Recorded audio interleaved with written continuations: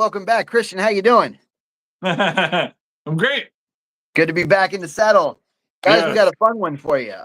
This week we're going to be talking about Trump's battle with the academia, right? Battle with the universities. He's basically gone to war. And it's no surprise, honestly, because he, for a lot of different reasons. For the primary one, of course, is that, universities are like, I don't know what, 90% liberal or something like that. So, these are obviously political rivals. Right. And it's no secret that they are not going to like Trump.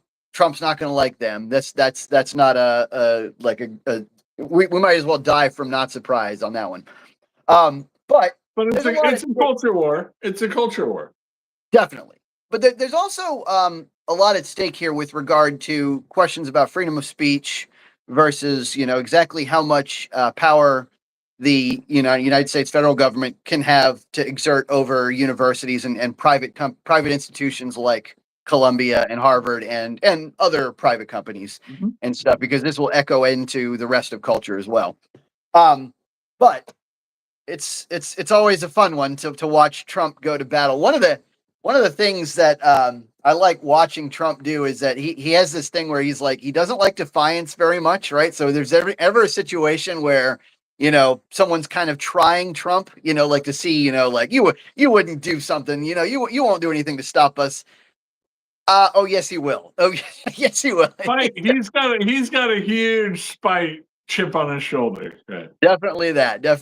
And I think, and I'm just being fair, guys. So for those of you guys who like Trump, I think a lot of that is his narcissistic tendencies. He's definitely the kind of guy who, I mean, and in fairness, he is the top dog, right? So like, when you're the top dog, you like to be treated as the top dog. Even if you're not narcissistic, you like to be. I was a manager all my career, and I was never the Trump type of manager. I was never the type of person to go around and say like, look, I'm the boss, until someone tried me, and if they're going to try him, you can expect him to go back and say, look, I'm the top dog. You got to understand that. And so there is a lot of that. But I mean, one of the things I've said on this channel repeatedly is Trump uses his most pugnacious and spitefulness for elites. Right. And Ivy League White Tower academics are the definition of the type of elites that rub him the wrong way. They can trigger him. Like he's ready to mix it up at the drop of a hat when it comes to being criticized by some academic that never ran a business or made $5 in their life. Right. But of course wants to, yeah, right, exactly. Thinks they know everything there is to know about it. And like, how many times has he proved them wrong too, right? It seems like after a while they'd get tired of, having to retract their statements or not doing it out of spite. But so one thing to worry about with regard to the way that this battle plays out, right? This battle between Trump and the universities. And one thing that people often forget, and I'm going to say it I've said it a million times, I'm going to say it again. Education is not an Article 1, Section 8 power. It is not something that the government of the United States of America is supposed to really be involved in directly. Now, that isn't to say that they can't do it indirectly or tangentially, and a lot of the stuff that Trump is battling over happens to be indirect anyway. But like, one thing that people just constantly forget is they just, because we've done it for so long, they sort of assume that the American federal government is supposed to be paying for education. They're supposed to be paying for grants and funding and this and that and the other and covering all this and an oversight and this. And I'm like, not really. That's a state job as per the Constitution of the United States of America. Now, you guys don't have to agree with me. I mean, it's right there in the 10th Amendment. It says that if it's not in Article 1, Section 8, you don't do it at the federal level. You do it at the state level or the local level, or the people handle it. But even if you don't agree with that, even if you think that this is, something that the federal government should be involved in, the other big thing that I want to put into play here in right up front is that there's a huge difference between a right and a privilege in America, right? And so one of the big things that this battle is over is a lot of people seem to assume that a lot of this is about rights when in reality, it's not about the rights of like freedom of speech. It's about the privilege of getting money, right? Because that's not a right. It's never a right for me to just give you money, ever. And remember, this is public money. So this is my money. Yeah. It's for Christians' money, it's my money, it's your money. So understand that when the universities are whining, they're like, oh no, you're taking away our rights. No, we're taking away your privileges. Yeah. Understand? If the government, Congress, and the president don't have the right to withhold funding, then they should just pack up shop and we should live like anarchists. I mean, Right. yeah. Yes. It's the gentlest way you can influence them is say, here's a carrot. Oh, I'll take away the carrot. Yes. Right. And honestly, ironically, because Trump is usually more of a stick kind of guy, and it's ironic that this is often portrayed as like just another stick from Trump. Like this is just him being authoritarian and cudgeling the universities to death. Ironically, this is him playing with the carrot, right? Like this is actually the exact opposite. This is him like saying, "Look, we've been doing this thing. We don't have to do this thing. We've been doing it for you." And yeah, so that's and elites have taken it for granted and have an overinflated sense of themselves and of their value when so many of their studies don't add value to the common man, right? right. And I mean that's one of the things we're looking at here, especially elite institutions. Like he's not busting down on agriculture school, NC State, right? Places that are trying to teach practical STEM. He's going after Columbia. This is the big thing this week in the news is he got a settlement with Columbia, but this is going to be his blueprint for bringing other elite institutions in line. And so here's the dichotomy. That's so funny is yes, the left wants the Department of Education, wants this bureaucracy, but they don't want that administered by a Republican, right? Right.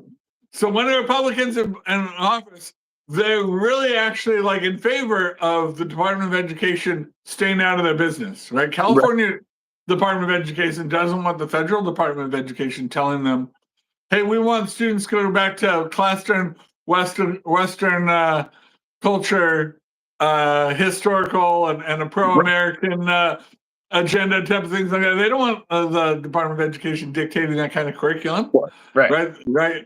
And so when Trump says, "All right, I'm getting rid of that bureaucracy, so we're not going to dictate curriculum to you anymore.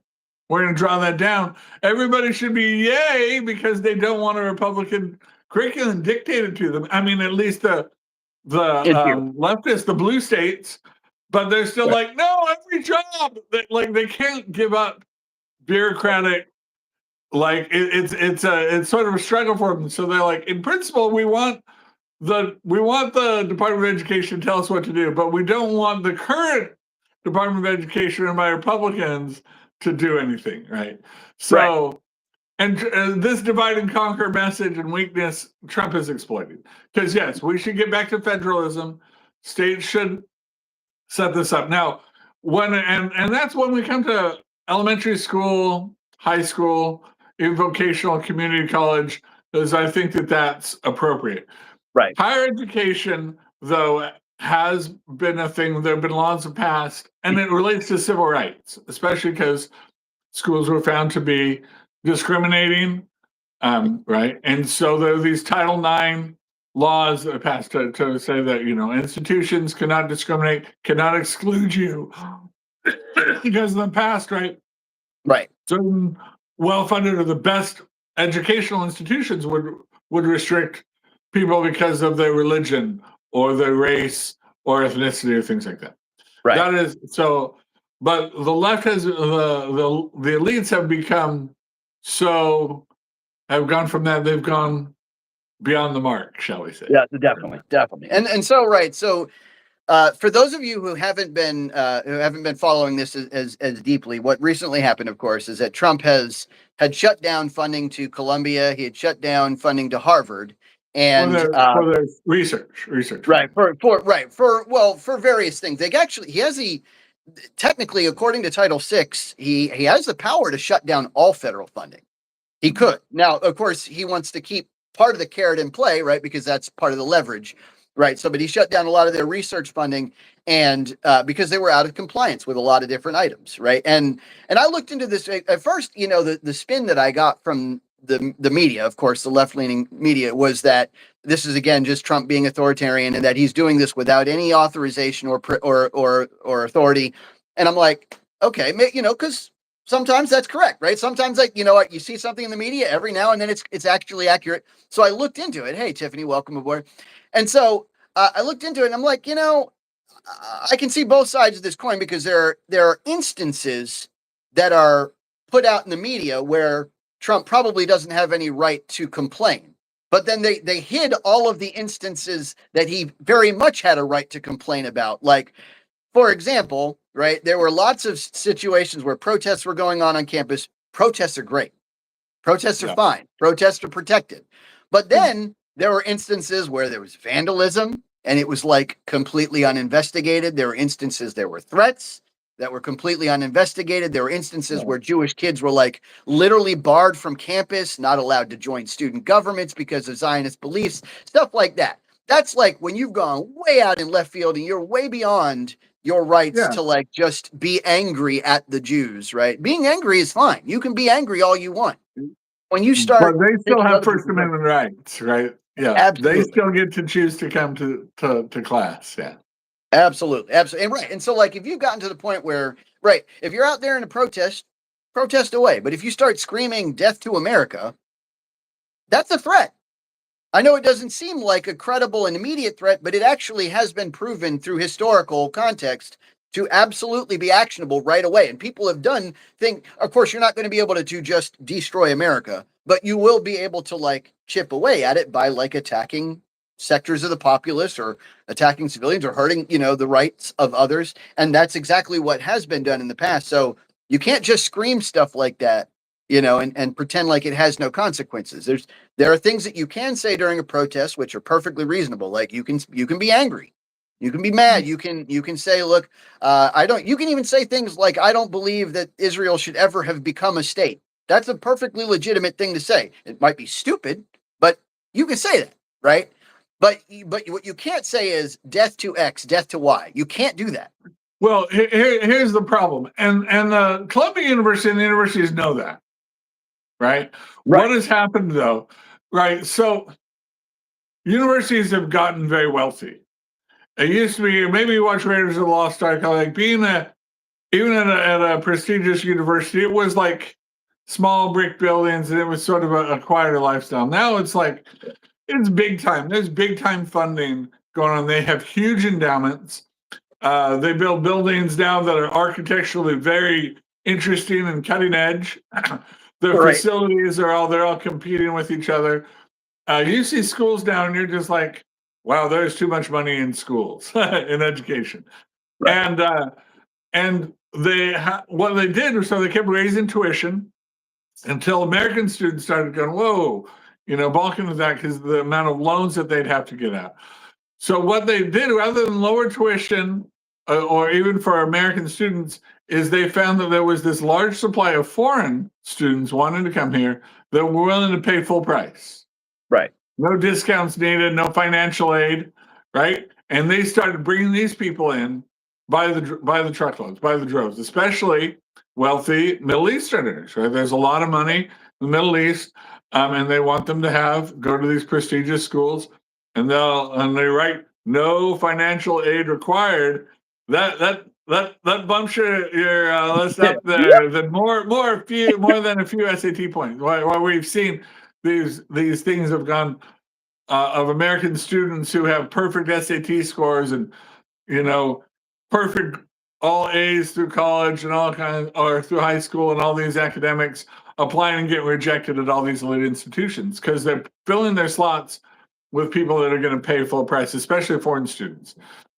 Now, right, and then that becomes a problem when these foreign students who are not U.S. citizens start saying death to America, right? It's one thing for a U.S. citizen to stand out and say death to America. I'm an American citizen, I say that. And for somebody that we've welcomed here as on a temporary visa saying that, we're like, you know what, you're not welcome here anymore. You don't have any right to be here. And right, so so Columbia, they all kind of got exposed for this, and they had this playbook of pressure. One thing is, right, we're not going to give you money for your studies that they've got very addicted to, this federal money for their research. Yep. And Columbia was in the weakest position too. They targeted. They knew that. They got a settlement from them. Columbia is going to pay. They're agreed to pay the federal government $200 million. 221 right, over 3 years. $21 million to the Equal Opportunity Commission because of and a bid to regain, right, and then Trump, because Trump had revoked $430 million in federal funds from Columbia over the schools, and their discriminatory DEI policy. So he wants to just get them back reset where they're just not doing far, far left stuff that discriminates against American students. It used to be they used to bring in middle class American students from the Midwest and educate them. And now those whole slots, they either want existing elites or they'll bring in people from overseas. So Trump has done that, and now this is the big news in there. The White House is still in talks and pressure with Cornell University, Duke, Harvard, here in North Carolina, Northwestern University, Brown, and obviously Harvard has been the one that they've been tangling with for a long time, and because Harvard has the most money, and that should give them the most leverage, but they are the tallest ivory tower. Yes. And the ones that feel or will be the most reluctant to be humbled. And this is a humbling thing. No doubt, Columbia has been humbled by this, but I think this is a good thing for America and common sense that Columbia will be a better university for doing this. Yeah, and understand, guys, this is the tippy top of the elite bracket, right? And these are law schools, right? These are guys that their expertise is in law, and they are still losing this battle because of how egregious their violations are. So understand that, right? Like, this is not where it's like, Trump is just finagling the system to get what he wants. No. This is absolutely violations of civil rights. And this is despite having the best possible attorneys from the school that teaches the best possible attorneys on earth, they're still losing, right? So understand that that's where this is going, right? And there are tons of gripes. Like, you could go in through and look at them, like whistleblowers that'll tell you how they were denied access to stuff, and students that are telling you look, they filed complaint after complaint after complaint and nothing was ever done. And you can go through just hundreds of different counts of individuals that people having protests on campus that were taking up collections for Hamas, on campus, and then of course we catch somebody doing that, and we're getting ready to deport them, and everybody loses their mind. I'm like, what? Yeah. Yeah, and anytime anybody with a slightly right of center viewpoint tries to speak on campus, is violent, and the administration says, well, it was too violent, we couldn't ensure security, and they shut it down, right? Well, they'll bring in, somebody who will say death to America or support for Hamas, and any left-wing cause, no matter how violent openly it is, will be allowed. Well, anything. So this was the type of thing that was the left academia was trying to get a uniformity, a bubble. They'd only they'd only accept their kind of faculty. Far leftist faculty would get tenure, and they would only accept students that were already leftists, and then make them further leftist, and that, or foreign students, and then they take their money and send them back to wherever. So this bubble has burst. Harvard has $3 billion of funding up. And so they're being more combative. So there's a lot of countersuits. We'll see where that goes. But winning this case against Columbia should embolden them with other universities. The Harvard will probably put up the biggest fight, but this is a big thing to get even elite universities, but all academia, back to common sense and do right by the common man. Yeah, and by the way, guys, so we're having a big night tonight, and it's a lot. The chat's going by so fast, I can almost can't even see the comments before they're up. But if you guys want to have us address your comment or concern, consider giving us a super chat or something. A couple bucks is enough to push your thing to the top of the list, because it is hard to catch all this scrolling apart. But thank you guys so much for watching. Please like, share, and subscribe. And we're going to keep digging in. So One more comment on this. Just so there was the report in the Washington Free Beacon too. Larry Summers, if you know who Lawrence Summers is, or Larry Summers, he was a former president of Harvard. Okay. And was a friend of the Clintons, things like this. Has been he praised the settlement with Columbia, said it was an excellent template for agreements with other universities. They saying it balanced school autonomy with actions to counter anti-Semitism. His quote was, "This may be the best day higher education has had in the last year."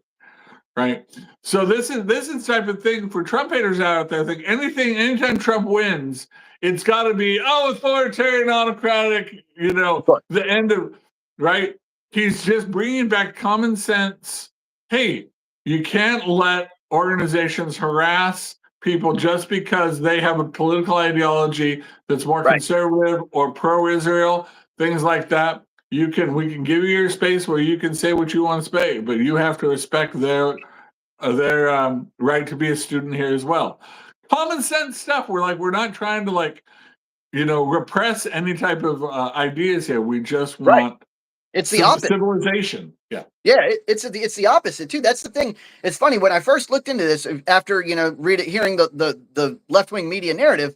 I'm thinking, this is Trump trying to stifle free speech, and he's just being authoritarian again, or something like that. I go in and I dig into this. It's actually the other way around.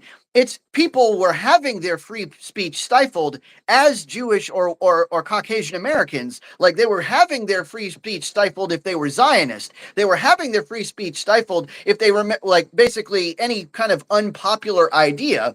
And Trump is like, no, you can't do that. You have to let everybody. The irony here is that this is college, right? This is supposed to be the pillar of education. This is supposed to be where free ideas are exchanged. And then here we are, and it's like, no, you can't be a Zionist. No, heaven forbid you think that Israel deserves its own state. That means you can't be in student government. That means you can't be part of this student group. That means you can't have. They had these I read that there were these designated free speech areas on Columbia. I'm like, what? Designated free? So if you're not in this little itty bitty zone, you can't speak your mind. No, it's not that. Most colleges have it's like a square. It's like, we don't want people going into the library and screaming their support for Hamas because people are trying to study there. So you're trying to say, look, say whatever you want, but do it here in an appropriate place so you're not disrupting classes. That's the only thing. Like, every university has that, has had that for generations. In this case, the zones were microscopic. It was you got a campus that's a couple million square feet, and it's they've got this one itty bitty quad to talk in, and that's it. It's I mean, that stuff blows my mind. The fact that all right. So one of the things I wanted to ask you was, why do you think that Trump is fighting this battle? As far as timing, why now? And then why specifically with Columbia and Harvard first? And then what is his plan for the other universities eventually? Okay. So he's fighting. Columbia was weakest. They've had new presidents, and then the anti-Semitism has been so bad, it's indefensible. So they had the best case to win there, and so he sort of wisely targeted that, and they were in the weakest position where they couldn't handle the pressure. He threatened them to remove their tax exempt status, and all of a sudden their donations and their endowment gets taxed. Crisis for them, right? That makes a bunch of issues. So he sort of realized that, but this is we're talking about cultural things, is how the universities lend so much credibility to culture, and especially far left things. It's when doctors start endorsing stuff for experts. That's why so many people are on board with climate change, radical climate change theory, is because it's endorsed by so many academics that we generally in this country for the 20th century, most of them had a sort of default respect, when so-called experts or, especially prestigious universities were telling us the facts, right? Non-biased, non-politically influenced things. You know, hey, That's this long is just gone. what the science is telling me. And what they found is no, politics has weighed into it fully. And so America's trust in these institutions has gone way down. You know, the esteem that we would have for a Harvard graduate or other Ivy League graduate has just plummeted. Like, unfortunately. And because, you know, we're like, you know, they're getting the same kind of woke DI America is terrible kind of education that you can get at any like bad school, right? Right. And not the best of Western culture, right? And Right. so but there's still people still aspire to those things. And if you're going to reform education, all schools, even state schools, look up to the elites. Right. They follow them. And so if those elites are humbled, and you know, like someone like Larry Summers, who's president of Harvard, says this is a good settlement, this is good common sense stuff. Right. That could be very influential in letting people make these changes without Trump having to sue them. That would ideally be the case. That they lay out, this is all we want, right?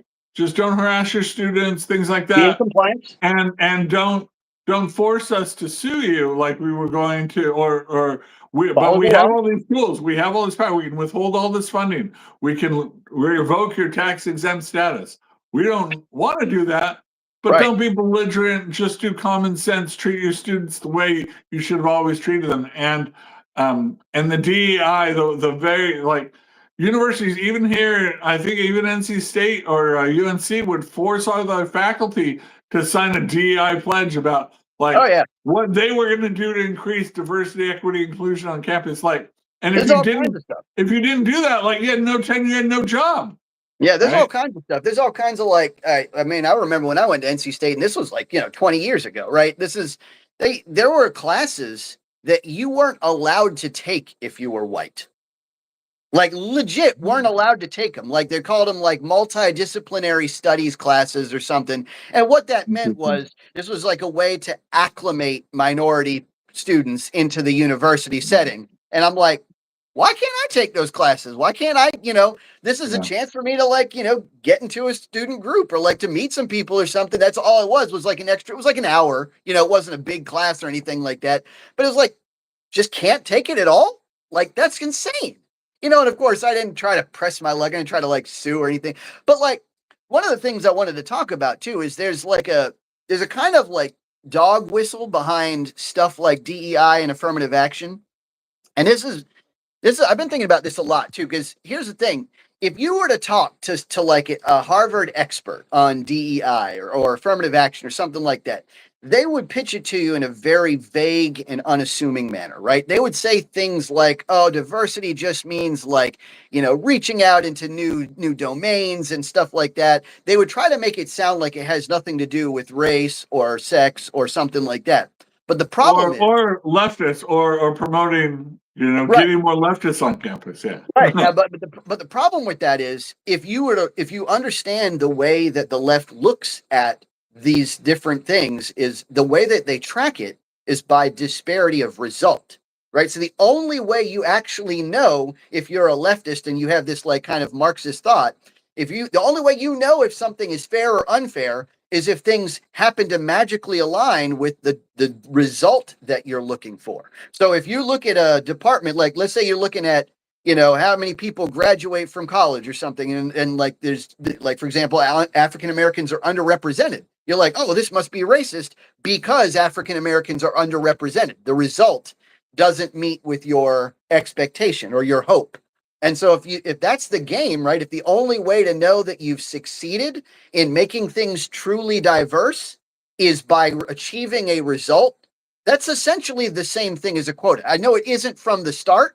I know it doesn't start that way, and you may not act like it is, but the only way to achieve success is the result where there's no disparity, then you've basically transformed it into, we have to achieve this result. And that's essentially the same thing as a quota, which has been ruled unconstitutional in so many different places. This is why affirmative action got overturned. This is why Colombia is facing problems with their DEI policy. This is why it doesn't work anywhere. This is why I know, and I'm going to say this again, and people might hate me for saying it. I know Trump's bad rhetoric is like third grade level, and he doesn't necessarily say things with the greatest eloquence. But what he is trying to communicate, if I could like mansplain it for him, is something like what I'm saying right now, which is even though you might say DEI is just, oh, we need to be able to reach out to, because these are, the other thing is this, right? I was a manager all my life, right? And the stuff that like a Harvard expert would communicate as DEI is just good business practice. Like to say you're reaching out into all the communities that you can, that's just good business practice. Nobody Yeah, needs but to tell. it's their definition of diversity, and it's the right kind of diversity that they Right. want to Now, include. see, this is the thing. Like, if you're a good manager and you're not racist, which is most managers aren't, right? Nobody needs to tell you to do that. That you need no policy to tell you to do that. The only reason you would need a policy to do that is if you are racist or if the results don't match what they already want. And the problem is the second one is far more likely than the first.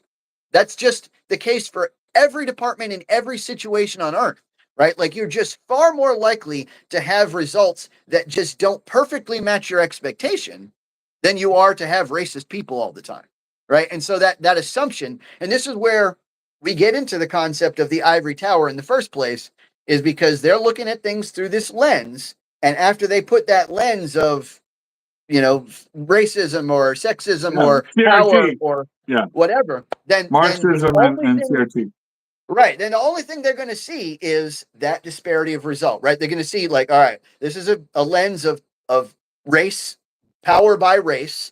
And so then anytime there's a disparity of result where white people do better than black people or Asians do better than it, the only reason for that is because they go back through that lens and they say, oh, well, it must be because of racism. And the problem is if they took that lens away, it could be any number of 5,000 things, right? And this is why it's a fallacy. It's a logical fallacy. It's called a third cause fallacy, right? Anytime there's another option, you can't prove that it is only option number one that's causing the problem. Yeah. Correlation is not causation. Is Precisely. the also thing. I think one of the things too is right. The old school like fundamental was the elite universities. We want the best students, and then we'll pair them up. We'll have a sort of a mix of the best and brightest students and mix them up with the families of the very elite, very wealthy people, so that good ideas can meet money. And then we'll just educate them with an unbelievably rigorous schedule, reading where the academic standards are really high, and it's really challenging student environment, right? Where they're going to have to be really disciplined and hardworking to achieve and complete that degree. And so when somebody completes a degree, we have this esteem for them, and especially if they complete a degree from an Ivy League institution, we would have this, okay, that must have been really hard. They probably gave you you had to write a ton of papers and have to compete against the best students in the country in every class. That must have been really rigorous. But when they're not doing that, when they're not getting the best students and they're not pushing them to the limit, that's what brings down the esteem. And because they're trying to achieve a sort of result in their statistics, we get and that's Title IX, other things that they should not be involved with, right? And we have laws against, and Trump's just enforcing those laws. Columbia realized it, their lawyers realized it, they're capitulating, and hopefully more will start. But the academia in general, sort of as a cultural icon, really does not. They are a leading pillar of the TDS of the Trump resistance. Right there, and then have anything they can do to resist Trump, to fight Trump. So they're triggered not just by anything center right. I mean, it could be Mitt Romney trying to do these things, they'd hate it too. But that is Trump, they kind of lose their mind. So for him to get this win is important, but it's also important, like, I think that to bring back academia should be closer, 50-50. It shouldn't just be these are the conservative schools where you can learn the best in conservative thought.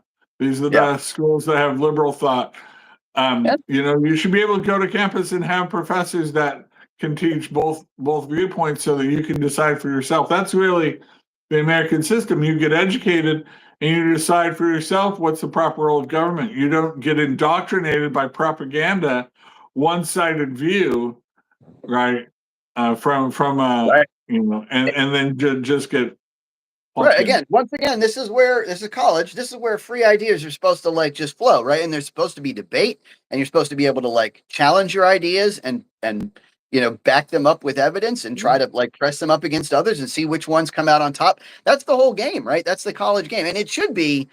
Once upon a time, these admissions were done essentially almost all by either dynasty, which I don't like, and merit, which I do, right? So like, I'd love to just take dynasty away, right? To take like anybody who's like, well, my father was, a Harvard grad. I mean, you need a little bit of that, because that money, that sort of access to that old money and that people, that tradition helps carry on a culture and a connection to the past. But you bring it and brings it with the best and brightest students. So you need a small amount of that. This is my personal. Yeah. This is, you don't have to agree with me, but my personal principle is that dynasty eliminates the meritocracy. Now, don't get me wrong. I don't say that it doesn't have a place. Yeah. I don't say that things like affirmative action don't have a place. I'm just saying that they fundamentally erode the meritocracy, right? Because it gets to the point where you get people that get into school not because they are the best and brightest, but because their daddy went there, or because their mother was an alumni or something like that. That to me is a hindrance. Now, that isn't to say that that the university shouldn't do something to make alumni feel welcome, right? That's perfectly reasonable, and there should be ways to manage it with that don't necessarily turn out to be a zero-sum game. One of the problems with admissions, and this is just a more generic problem, is that admissions often are a zero-sum game. There often are a set number of slots of people that can get in, and if somebody else gets in because of X, then it drops somebody off the list who would have otherwise gotten in, and that's a shame. Well, one of the interesting things is like Harvard, and especially a lot of these elite institutions, have put their curriculum and their classes online so that people can gain the knowledge. You just don't get the degree. Yeah, that's fair. And so, especially as things have come out, the democratization of this education has been big. That they wanted to they're not trying to hoard, like, all right, we're the only ones who are going to teach you about, the truth about ancient Rome or anything like that. Like, they're making this stuff available, more widely available every year.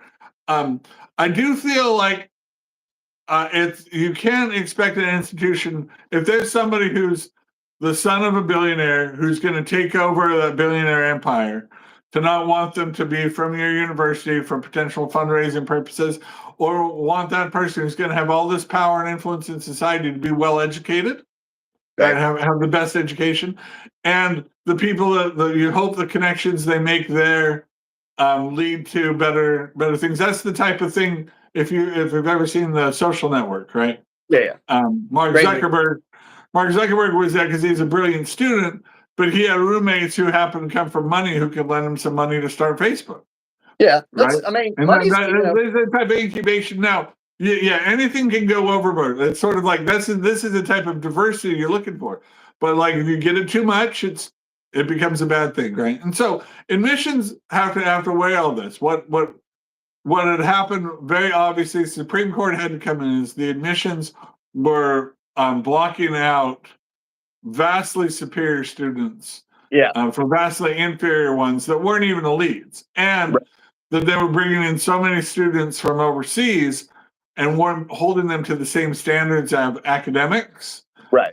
Just because they could get these people to pay full price to help, build the new building and make it a palace, right? Yeah. I mean, obviously my principled self is sometimes a little bit too rigid with my principles, but I would be in favor of meritocracy above all. But I know that I'm reasonable for jobs. But definitely for jobs and for merit, for like scholarships and things like that. Like if you're gonna offset your lack of ability with the fact that you're gonna donate, $2 million to the campus, it kind of makes sense, like a good business decision to me. But Yeah. there's levels of it, but all right. So one thing I wanted to talk about too is the way that the media always treats Trump every time that there's any kind of like resistance. Anytime Trump basically performs an action that could in any way harm anything, right? So what the first thing they do is they'll tug at your heartstrings, right? They'll say, "Oh, Trump is shutting Emotional. down Emotional. research for brain cancer for kids," or something like that. It's Yeah. like, really? And so like I have to what one of the unfortunate things is then I have to spend like the next 20 minutes of my life like fact checking that statement to see exactly how much of that is just like emotional garbage, Yeah. and then how much of it is like actually true, and in what way is it true, and then why do they say that, and why do they say it like that. And so I really wish that the media would be a little bit more fair, but knowing that they're not going to be, right, that's the very first thing to know that's coming, right, that they're going to say, Trump is just, kicked a little puppy in the butt, for no reason. It's like, okay, all right. So then I go in and I try to figure out what happened. And the next thing that they do is they do this thing where they assume that because Trump is enforcing rules or norms or laws that weren't hitherto enforced, all of a sudden he's a bad guy. And I want to share a personal testimony from my management career that this happens all the time in leadership. This is one of those things where as a manager, I've taken over countless different stores, I've taken over countless different districts, and every single time I took over a new zone, a new area where I'm managing new people, almost always that situation was created because there was an opportunity. And that opportunity almost always means that that person before me wasn't doing their job right. Right. So, for example, immigration is just the first one that comes to mind. Trump comes in and Biden wasn't doing immigration right. And so Trump comes in and he does it correctly. And because he does it correctly, he's the big meanie. And I got that a million times as a manager. Like the guy before me would not enforce people showing up to work on time or at all. And I'd come in and I'm like, I'm sorry, you got to show up to work. You got to show up to work on time. And then they're like, this guy's making us come to work on time. I'm like, yeah, I mean, and I wasn't like, I like to think I wasn't that big of a dick about it. I thought I was being like, I would say, look, I would go to people and I'd be like, are you okay? Did something happen? Are you doing all right? I realized that, you showed up 45 minutes late. Is everything all right? I didn't go up to him and be like, I'm writing you up right away. It wasn't like that. But like, then of course, it depends on how they react to you, right? Because Trump comes in and he does the job, and some people are literally belligerent about the fact that you're doing the job now. And that happened again to me as a manager all my life. I'd come in and be like, you guys need to show up on time. And if I'd go up to him and be like, is everything okay? Or did you have a problem with your ride or something like that? Some people would be like, oh, no, God, I'm so sorry. And I won't have anything. That would be the end of the conversation. I'd be like, okay, no problem. But some people would be like, what? And I'm like, well, you're an hour and a half late. That's what. And, Tina was waiting for you and her ride had to leave and stuff like that. That's what, like, you're affecting the rest of the world with your noncompliance. That's just how it goes. And so Trump is kind of the same way. And I've noticed that. And then people might call that, Well, him the being conservatives authoritarian. always do that. Yeah. Right. But people might say that he's just being authoritarian. But sometimes it's like, he's like, look, we got to do this thing. And then people are like, no, we're not enforcing your laws here, sanctuary city. And he's like, oh, okay, so that's how you want to play it, right? Like, no, we're not enforcing your compliance here. We're not going to give people freedom of speech on campus. He's like, oh, so that's how you want to play it. All right, well then we'll go to that's when you take that next level. You're the next step, and people get mad at him. But I'm like, of course that's going to happen. Yeah. What else can a manager do? Yeah, and that's really the role of the government, just to create a social structure that's fair, that's not corrupt. Right. I think Right. it's interesting. Charlie Kirk has become a big star. Right. Yeah. And he's actually gets lampooned in the next episode of South Park. They've started running ads for it. I don't know if you've seen it. But Charlie Kirk has become a huge star. Everybody knows him because he's the only time a lot of these, he goes to college campuses and he'll debate. He'll just have a conversation with students. And it's like the first time in their life they've ever encountered center to right policies, ideas that they've ever had to deal with them, right? And because all of their bubbles, they're never given, they never meet another person that has center-right ideology, so they never debate them, right? They never see the flaws in far leftism, radical leftism, progressivism, the Marxism. And so just coming out of his sort of common sense, center-right policies or why conservative policies have worked for years, and why we would be very skeptical about radical leftist policies. It blows that you can see their minds blowing up all the time, and he becomes a big star because they've never encountered that, and it's really sad, right? They can be in this academic and they're hungry for it. The students are lining up for it because they can't have these conversations with their teacher.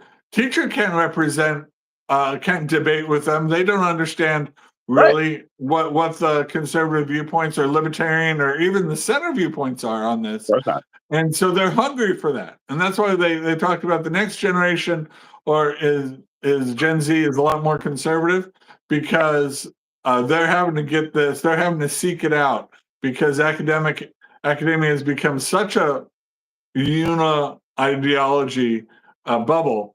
It's undermining their own credibility, and nobody, Right, I got the same thing when I was at NC State. Man, I remember this one time I was in a sociology class, and I can't remember exactly how it started, but the sociology teacher said that single parent households often produce the same result as dual parent households. I'm like, what? I couldn't help myself, because I'm the guy that always said, for some reason, I've always had this problem from day one, from my childhood, that if I hear a factually incorrect statement, I have a really hard time not correcting it. And part of that's my autism, my Asperger's, but part of it too is we're in college and she was asking for people to talk. I'm like, wait a second. And I stood up. I'm like, all right, everybody here, raise your hand if you had a 2-parent household. And 94% of it was like a stadium class too. 94% of the people put their hand up. I'm like, look back at the teacher. I'm like, uh-huh. What do you want me to say? This is the result. But she hated me ever since that moment. I would get, anytime I drafted anything, I would get C, B minus, and I would take it to other sociology teachers. I'm like, is this a fair grade? They're like, no, she definitely doesn't like you, dude. I'm like, okay, all right, well then what am I supposed to do here? So, that was the game. And that's what it's like at college. You would think that this free exchange of ideas is what's supposed to happen, but in reality, it's sit down, shut up. We're going to tell you how to be a liberal. And if you're not, don't expect straight A's, because you're not getting them, that's just, and I hate that it became that. Really hate that it turned into that. But yeah, my brothers faced the same thing when they were in school. Did you have any of that going on when you were? So BYU is the most conservative that's right. school of its size. But they're still in the English department, or they're still different. And I took sociology and the liberal arts, where maybe not politically, but you definitely see your professor has a certain ideology or a certain worldview that they favor when looking at an issue. And if you write to that, right, or agree with that, or come to that, you'll do better on papers. If you but you can always challenge it in class debate. I could always challenge my professors about stuff and call them out. I had a class on social problems, and I remember this person was very leftist about feeling like the government was the solution for social problems. We should create a new government bureaucracy or department or thing to address such and such social problem. And I would always push back on that and try to justify that. And seems like that, hey, does this have to be done at the federal level? What can a community do this? Can a city do this? And then then close it down when it's not a problem anymore? Things like that. So, so I had a chance to interact with both liberal and conservative. I had my political science class was actually somebody who had been the chief of staff for a Democratic congressman. He'd come out for a little while from Georgetown University and was just teaching at BYU for a while. So nice. And so it was really interesting. So you got some diversity, you got some Democratic and viewpoints. He thought it was interesting that we all, saw the Constitution is a constricting idea. We wanted to constrict judges more, and he's like, "Well, man, when I'm in my East Coast liberal universities, they're like, the Constitution restricts judges, and they're furious, right?" And so he saw the difference in just our student body was a lot more conservative, and just our approach was a lot different than far leftist sort of students would be in elite East Coast universities. Yeah. I mean, yeah, but that's the thing, right? Like, and so Columbia and Harvard are, I mean, they're obviously working in favor of this Middle Eastern, like pro-Islamic ideology, right? And it shows in their, I mean, they had like what is it? They had these bias response teams and stuff that would slap down any kind of person that was talking anything Zionist. So, okay, one thing I wanted to talk about is the difference between Zionism and anti-Zionism and anti-Semitism, right? Because this happens a lot especially in this context, because people get confused, right? They think it's often the same thing, and it is definitely not the same thing, right? So to be anti-Zionist is really just to think that Israel didn't deserve to be able to declare independence, or didn't deserve to be able to recover their ancient ancestral homeland, right? Now, that doesn't mean that you're an anti-Semite, right? You could be anti-Zionist without being an anti-Semite. Now, they often have overlap, right? There's a lot of people that are both, right? That they're also anti-Semitic and anti-Zionist, right? But you don't have to be. Now, the things that I think would be acceptable to at least think about, right? To at least contemplate and discuss are the things that don't involve threats, that don't involve any kind of like racial slur. Now, of course, a racial slur is constitutionally protected, but it's not okay in the like realm of like moral ideas, right? It's not okay to. You can still face, you can face social consequences for it. Like, right, the government can arrest you or bust you down for it, but private institutions can ask you to leave. Yeah, and exclude you. And so, and just so people understand in this context, if the private institution doesn't slap that kind of stuff down, because it's partially because it's part of their charter already, right? There are all these, like Columbia, Harvard, they all have these charters that require people not to be going around calling everybody racist slurs, or else you can't be a student there, right? That's part of their charter. They're required to enforce their own charters in addition to, constitutional protection and stuff like that. So if they have people on campus that are yelling like anti-Jewish slurs, and they don't do anything about it, that by Title VI allows the government to remove their funding. That's just strictly the law, right? So like, you might think that this is just like the government attacking free speech, but in reality, it's the private universities who have already decreed that free speech isn't fair game on their private university, and they're not enforcing it like they're supposed to, right?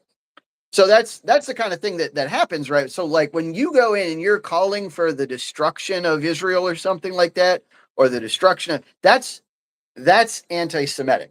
That's when you've gone overboard. That's when you're way past the anti-Zionist movement. If you just want to criticize the Israeli government, that's fine. Nobody cares about that, really. Like, I mean, yes, I'm sure some very, very hardcore Zionists would, they'd be upset, but like, again, you wouldn't face anything but social consequences for that, right? When you go, so there's a lot of like tropes too, like racial and like religious tropes. Like people say things like equating Zionism with like the Nazi movement, or equating Zionism with colonialism and stuff like that. It's not strictly, I don't know that I would call it strictly anti-Semitic. It's stupid, right? It like doesn't make any sense. It's almost the exact opposite of what the Zionist movement is, but you can have those stupid ideas, right? Like we don't keep you from saying stupid stuff as a general rule, right? Like I can say, like Paraguay doesn't have a right to exist. From the river to the sea, let's just get rid of Paraguay and everybody into the ocean. Like, I hate Paraguay. And you're like, why? Because they beat me in soccer or whatever. I got my own reasons. Like, this is part of the thing with anti-Zionism is like, okay, you don't like Paraguay. Paraguay's still a country. Right? But if you then start going, and anybody that says, I'm okay with Paraguay, or I think Paraguay should exist as a country, and you start harassing them, right? Saying, trying to exclude them, trying to kick them off their campus, right? this is like, it's so indefensible. Look, Yeah. Israel's a real country. They're not going anywhere. Right. I know you don't like them. They beat you in wars or whatever. You got million cultural things that maybe I can't fully understand coming from my culture for why you are rivals with them. But Yeah. but your rivalry, right, has to be brought in check, common sense check by the university, right? So Right. you can coexist with people that feel differently from you. Right. So yeah, like to Carlton Carter's point, and he's absolutely right. Like anti-Semitism is often confused as anti-Zionism, right? Like they're often confused with each other, and it gets to the point where if you even say anything against the Israeli government, like if you say, "Hey, I don't think the Israeli government is prosecuting this war in Gaza, perfectly," like it can go overboard in the other direction. People can be like, "Oh, you're anti-Semitic." I'm like, no. I'm just saying that they're not perfect and they make mistakes like every other person on earth, right? Like that should be fair game, right? But it definitely goes on both sides of the spectrum. You can have the pendulum swing too far in either direction.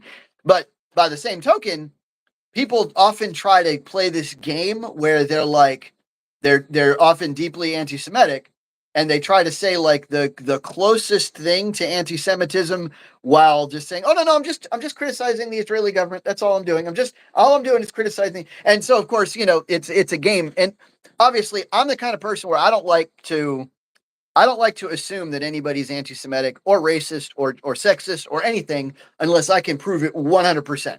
So, like, if I see people playing that game, I usually just ignore it, right? I usually just, if I see them playing the game where they're just trying to be like dog whistle-ish anti-Semitic, I'm like, okay, whatever, you're just being silly. But I'm not going to throw around accusations unless I know that they're an anti-Semite. I'm just going to assume they just don't like Israel, which is not in and of itself anti-Semitic. So that's my thing on that.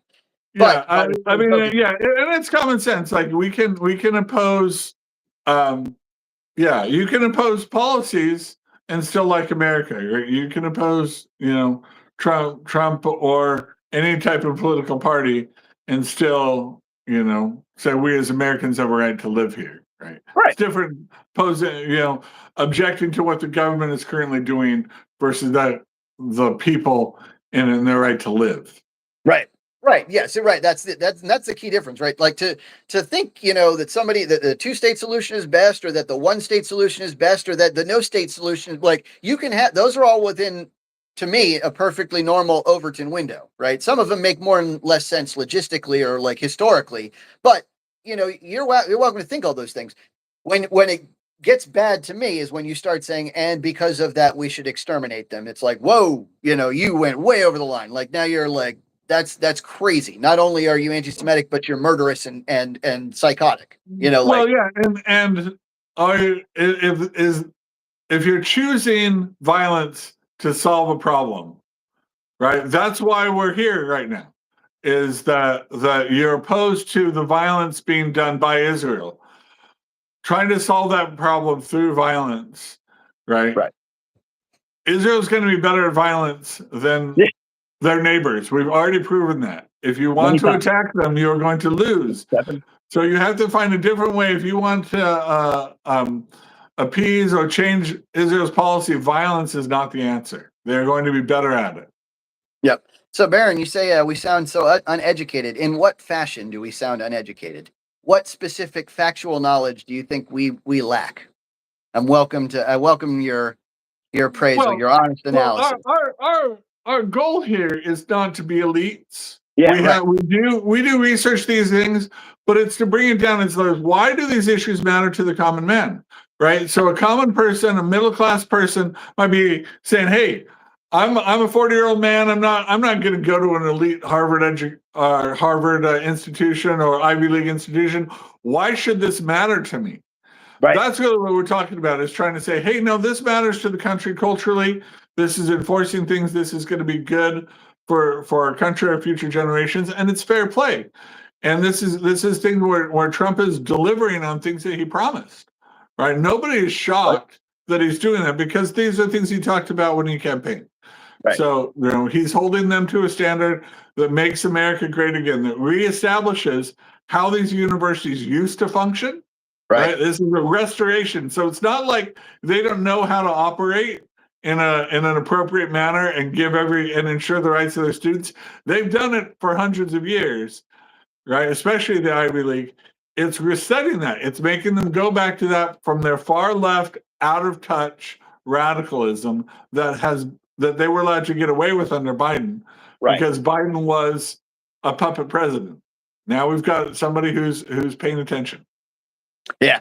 So anyway, guys, that's what we had for you this week. Thank you so much for watching. Please like, share, and subscribe. We do this every Wednesday and Saturday. I promise I've been kind of slack, but we're about to take the next step in the phase of this podcast. So we definitely appreciate your support. We're definitely going to start doing probably Patreon memberships. I'm going to try to get a Discord group together. I'm going to try to set up a website.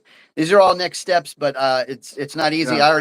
Both Christian and I work other jobs. I work several other jobs, so it's not easy, but we definitely appreciate all your support. And for those of you guys who are still waiting for me to get back to you, as Spence so far, I am definitely going to get back to you as soon as I can. I'm just going crazy. I probably put in about 90 hours a week in total work. So it's a wild life, and I'm trying to move at the same time too. And Christian's busting his tail too. Yeah, it's true. Hey, please like it and subscribe our videos. If you want to have comments about what we say, make those in the comments after we post this video, and we will do our best to respond to those. Yep, definitely. All right, but listen, I am kind of now that Venom says we seem ill-informed. In what fashion? So again, I've heard this like 3 times today, but nobody will say how. Right? It's kind of an interesting. It's an interesting attack, and yet I have not heard a way and a manner in which. Well, we're trying to simplify our arguments and our things so that they're relatable. We're not talking to elites. Right. We're talking to it. Right. But if more in depth, we could talk about this more. Yeah, if you're asking what subject, is the subject we're on right now. But anyway, you can leave comments on the thing, and we'd be happy to entertain those. Thank you guys so much for watching. We'll catch you next time on Common Mansplaining. Keep coming.